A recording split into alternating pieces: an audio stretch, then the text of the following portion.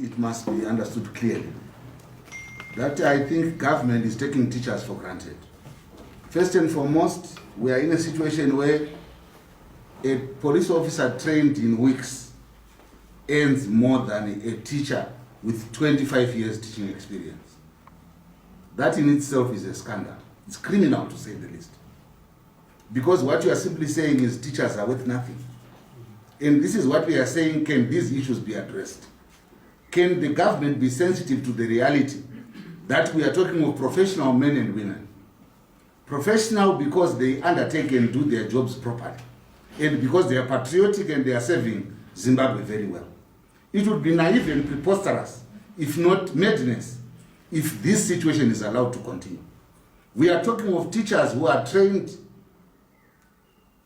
but at the end of the day, there is no benefit. They now cannot send their kids to school. They cannot clothe themselves. It costs 1,800 to travel from Bulawayo to Harare, and a teacher earns 3,600. What are you saying? It means a teacher's salary is only worth 2 trips from Harare to Bulawayo and back. In the history of Zimbabwe, that has never happened.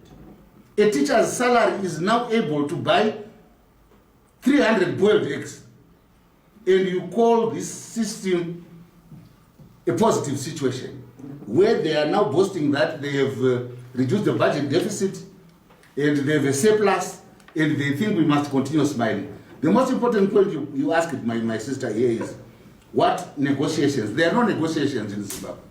One would have assumed that when the new establishment came, the Second Republic, they were going to regularize the law to make sure that they respect their own constitution. Section 65 should be able to create an environment for proper engagement. We move away from the collective begging brought by Mugabe through Statute Instrument 141 of 1997. And we thought the new republic was going to introduce and leave to the billing of Convention 151 and 154 and ratify it so that there is proper collective bargaining within the civil service. That has not happened. In actual fact, we actually see a clear attempt by government to assassinate and annihilate unions, because we want to believe the thrust is to make sure that there are no unions and workers are not unionized so that they are easy to deal with. And we are simply saying as unions, and we have spoken with one voice, unequivocal and uncompromising. Government must listen to the workers. We are patriotic.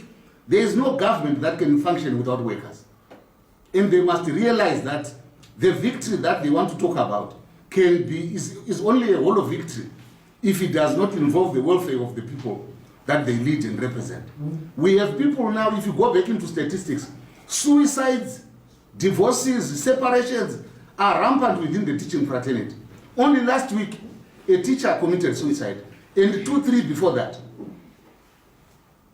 All because they can't bring food to the table. And that must be addressed. We have serious social issues that government must address.